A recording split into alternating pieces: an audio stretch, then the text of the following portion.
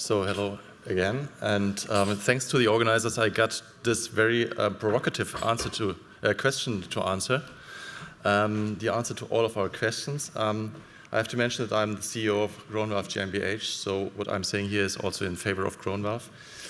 And what was the question again? Yes, autologous heart valves. The answer to all of our questions, I could just say yes, and we would be ready for lunch. Or I could say 42, which is the exactly. You have read the Hitchhiker's Guide to the Galaxy. It was calculated by the supercomputer Deep Thought. About 7.5 million years of thought have been gone, and then they invented the other supercomputer called Earth, which was built to kind of determine what was the question in the first place. So referring to yesterday, perhaps it was quantum mechanics, but more humbly and more philosophically, I'd like to quote a very old Chinese philosopher, Confucius, who said, "He who knows all the answers has not been asked all the questions." And regarding heart valve manufacturing, I'd say not all questions are known yet. I present here today the questions that we asked ourselves. And finally, I will also give you our answers. There have been early questions about the mandatory requirements on heart valves already in the 1950s, asked by Dwight Harkin when he formulated the 10 Commandments. He said that the perfect heart valve should not propagate emboli, it should be chemically inert and not damage blood elements, should be of physiological flow, of course it should close promptly, remain closed, must have lasting physiological and physical geometric features, should be inserted in a physiological site of permanent fixation and should not annoy the patient, and it must be technically, practically to be inserted. In the following talk, I would just like to focus on autologous approaches to meet these 10 commandments. And for all patients, the central question is longevity of heart valves. And we have just seen that the current non-autologous valve replacements, they all elicit immune responses, which decrease longevity of the heart valves. And it has been mentioned that this is due to the innate and the adaptive immunity. And it's also the extracellular matrix that can induce a strong specific antibody response. And it is crucial to understand that decellularization alone does not imply the absence of antigenicity. So all the components like proteins, carbohydrates, and even fatty acids can act as antigens. And these are the common limitations why heart valves today, as non-living tissues, they cannot grow, they cannot adapt, but growth and adaptation is pivotal for long-term functionality. And I want to show why we believe that autologous tissues are meant to be immunologically inert and can be used as a living tissue replacement and adapt for long-term functionality and durability. So these autologous approaches have been tried by many brilliant minds, and they have tried to find the stone of philosophers for durability, and it has been shown that durability can be prolonged from xenogenic to allogenic to autologous tissues. And it has been in 1967 that Ross implanted the first auto heart valve from the pulmonic side to the aortic side. And it has been shown in a review by Tuckenberg that there is autograft deterioration of about 1% per patient year, and that the problems might start in the first postoperative decade. And it has been the Zurich group that has postulated that we need new solutions for even these autografts. Then it was a Ross operation, which was performed using a tissue-engineered heart valve by Doman, Konatz, and also Ozaki, and it was interesting to me that they were in one team at that time. In 2002, they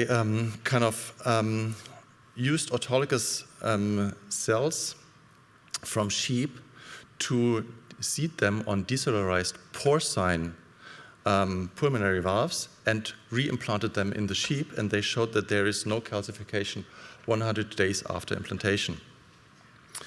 Today, this approach is known as the Espoir approach or the auto-tissue approach. Then from this point, Ozaki further developed his method of AV neocuspidation with autologous pericardium, and I will come back to this later. And this method has been adopted widely, for example, also by Emil Bakker from the New York Presbyterian, and he postulated that these new valves can create it, and they have even the potential, he said, not to grow, but to expand with a growing heart. And I want to mention our approach, which in 1950 could show that 2015 could show that autologous cells can be seeded on tissue-engineered heart valve scaffolds on P4HB PGA, and that there was good preserved long-term functionality, about 1 year, and that there was remodeling capacity. So now I come to the questions that we ask ourselves when we tried to kind of tackle all the problems that come with heart valve production. The most important question is there a need? Because if there's no need, you don't have to start to produce a medical device. And for whom and why should we develop that heart valve? And we ranked our answers as follows. First, we need a heart valve for growing children, as there is no pediatric heart valve on the world market yet. Then it would be nice to have a solution for pre-operated good patients, and to kind of spare them some reoperations and create long-term durable valves. And of course, also elderly patients deserve a better solution, and optimally it would be a single-stage solution instead of valve-in-valve repairs. The second question comes actually to you as an audience and as the users. Do you prefer a fixed menu, or would you like to dine à la carte? And what we have seen yesterday, there's a lot of discussion finding, and decision finding. So what we get as a solution from that huge companies is that they propose us a fixed menu. You know what you get, and you get it as a fixed price at fixed conditions, but you have no flexibility. And you, as the users, know that as soon as we are in the cath lab, we start to tinker. We start to use that sheath and that stand, and then we try which solution works best. But this has not been a solution which is on the market. So we came up with the idea of a dining à la carte. So what if you could just choose your starters? You could have a choice of 3 different ways to harvest tissue, or you can choose between different anchoring systems. Then you can go for the main course. You can choose of different crimping or delivery systems. So you have multiple combinations and a high flexibility. And I think this would be Zwicky's choice. So who was this Mr. Zwicky? He was a Bulgarian-born Swiss physicist, and he worked mainly at the Caltech, where he also died. And many of his compagnons, they described him as Einstein's probably most brilliant student. And you might have stumbled across him as one of the characters, the so-called Johann Wilhelm Möbius, in the classical Die Physiker, the physicists. And here you see him sitting right of Einstein. And he had so many different interests. And one of his central interests was how to solve complex problems and how to find and develop ideas. And finally, he thought he found his solution, and he called it the Zwicky box, or the morphological box. And it's very simple actually. You break down a problem into the smallest parts, And then you define for each part all possible solutions that come into your mind. So I give you some examples. This was the fourth question we asked ourselves. What preferred material should we use? And you have choice of material. You could go for polymers and metals, for mechanical heart valves, or you could go for biological, animal-derived, xenogenic materials, human donors, and patient material, him or herself. You also could go for this, further differentiate between animal valves and pericardial tissue, which is used for all these bovine-based xenograft heart valves, or you could go for the donor valves. You could go for autovalves, like in Ross, pericardial tissue from the patient, fascia, or engineered tissue. So alone here you have 8 different characteristics to solve that problem of material. And we went for pericardial tissue of the patient. But the 13th question that we asked ourselves was, what valve dimensions should be chosen? And we analyzed our animal data thoroughly, and you see that the right ventricular outflow tract, he has a vast differentiation between minimum circumference and maximum circumference of 47%, while the sinotubular junction stays quite stable with only 8% in variation. So you have to consider this if you go for a heart valve prosthesis. And how shall these heart valves be shaped? So, of course, in valve design we try to find the optimal shape. You could go for a standard shape, as most of the companies do, or you could go for a personalized, size-adapted standard shape to improve flow characteristics, or you can go for a 100% custom-made, patient-specific solution with personalized leaf length and circumference for optimal flow characteristics. And here you have to go through optimization studies, and we use, for example, FSI flow simulation. And here I just show some examples. On the right-hand side, you see a native heart valve with a beautiful washout effect of the sinus, while on the right-hand side, the valve looks very similar, but it doesn't show the same washout effect. There are only small alterations, and they completely kind of change the characteristics of the heart valve. On the left-hand side, again, you have a healthy, nice heart valve with laminar flow patterns. On the right-hand side, it looks very similar, but it is diseased, and you see these turbulences. So we have to go through these kind of tests if we evaluate our valves in terms of the ISO norms 5840. And you have to answer these questions that come from the regulatory body. Again, blood-valve surface interaction and valve design are two very critical themes for design, and we think that finite elemental modeling could help us to solve these problems. You think opening and closing is very common, easy problem, but if you look at the right-hand side, you see that all the blue colors, the heart valve is stable, and in red-colored, the valve is kind of unstable and it's moving very fast, so it's kind of vulnerable also. Now it's stable again, it comes back and it goes to this vulnerable state, and we have to solve the heart valve geometry, otherwise our heart valve would be destroyed by the blood flow. How shall the cusps be shaped? So there's these papers from Trubica, kind of the godfather of cusp shaping, and you have to consider all these specifications like coaptation zone and load-bearing area, and you have to feed this into the Zwicky box, and you have so many different possibilities. Like you can go for a free edge, concave or convex. You can define the curvature of your free edge from a small radius to a large radius, and the production, the openness rate of your heart valve in a closed state. Should it be completely closed, or should it be half open when you produce it? And you cannot read this but this is our list of parameters that we have to go through and that we found and that we asked ourselves when producing our child valve.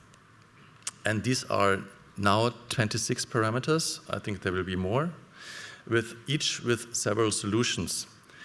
And if you kind of calculate these solutions, you will end up with 1.4 billion possible heart valve combinations.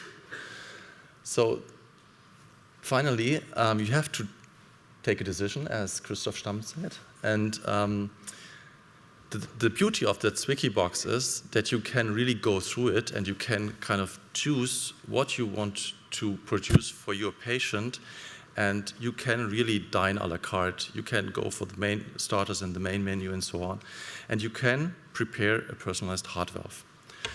And now I will give you our answers to these questions, and our answer is at the moment the groin valve procedure pack, which you see here. It disappeared. Yeah, this is our product. This is the groin valve procedure pack, and it consists of 6 items: the mold, the cutting tool, a cross-linking solution, stent delivery system, and a crimping tool. And you will get this once you describe this solution for your patient. It can only be produced by prescription, and it enables you to produce a heart valve in the OR within 2 hours.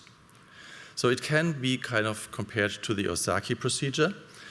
We consider ourselves a 3D Osaki procedure, more or less. So in terms of sizing, Osaki uses these preformed sizes, which you use in the OR on the patient's diseased heart valve. We use CT and MRI images. We then go to the computer, we reconstruct this three-dimensionally, we do simulation on the patient's own images. Then in terms of shaping, Osaki will use that template, and he will cut out some 3 leaflets according to the size that he has measured before. We will 3D print a custom-made mold and will kind of stretch the pericardium over that mold. And after we have molded the pericardium, we will cut it open. For cross-linking, Osaki, he uses this toxic glutaraldehyde, which kind of kills all the cells and the capacity of growth and remodeling, while we use a 3D printed incubator and a 100% biological cross-linker, which we call GRAS, and which kind of preserves the cells and it does not kill the tissue. So this is still a living tissue once we implant it. Osaki will go for open heart surgery, of course. We go for a transcatheter approach, and in adults we use a permanent stent. In children we use a bioresorbable stent. Implanting the heart valve, we do pericardectomy, mini incision, mini thoracoscopy. Then we take out some pericardium, 3D shape the heart valve, suture it into the stent, crimp it, and deliver it via transcatheter system.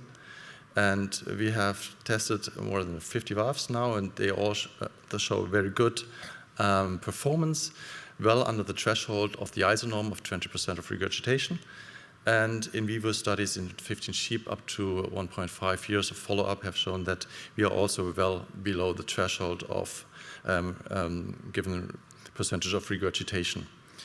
So now I think it's kind of the time point where you can go public, and I've just been recently to Japan, to the Kobe International Fair, where I presented this solution to also Professor Osaki himself, and I discussed the solution with him.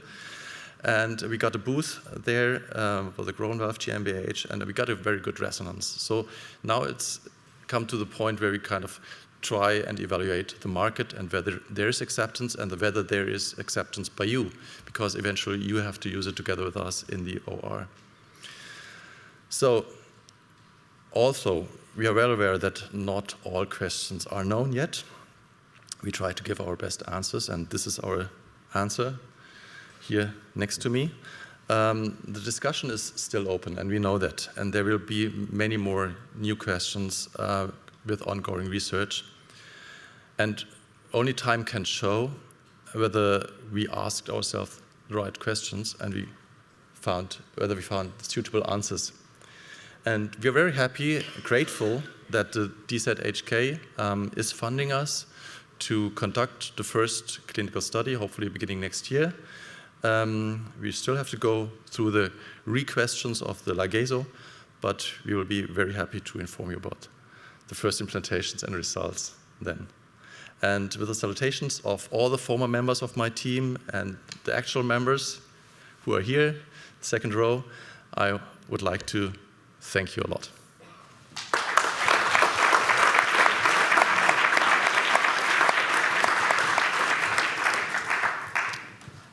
Wow, amazing presentation and well thought out. While we're waiting for some questions from the audience, I had a couple of questions. One is the choice of design. Obviously, a 3-leaflet valve is kind of the natural form. Have you considered any other types of leaflet design other than replicating what the native valve looks like? And how did you come to the final design of the valve using autologous material? Yeah, sure. I think there have been ideas of valve design from Leonardo da Vinci up till now. And we also considered different shapes, and from bicuspid to quadricuspid. And it comes out that the tricuspid design is the best in terms of opening area. In quadricuspid valves, they will kind of crash against the stent and will be probably kind of destroyed. And the bicuspid valves, they have the problem of the opening and stenotic problems, maybe. So this is why we really kind of try to mimic what's there. And I think we also with the autologous pericardium, we stick to what nature can give us. Yeah. Thank you. I come to your menu, which you proposed, where we can choose from. If you have patients with bad valves because you want to replace them, how can you then design the optimal valve because you do not know the valve, how it should look beforehand? Because you say you use your computer and MRI pictures and then you design the optimal valve. So coming to your menu, I think the main course then is limited to 2 courses, isn't it? Yeah, right. So there are already kind of parts that we can integrate into this wiki box. For example, yesterday you have seen the London papers about the different conformations of the right ventricular outflow tract, the V shape, the pyramid shape, the tubular shape. And so if there's a patient who has a bad valve and we cannot really kind of reconstruct the valve from the patient itself, we kind of will consider the shape of that outflow tract and we'll try to find the best solution for that.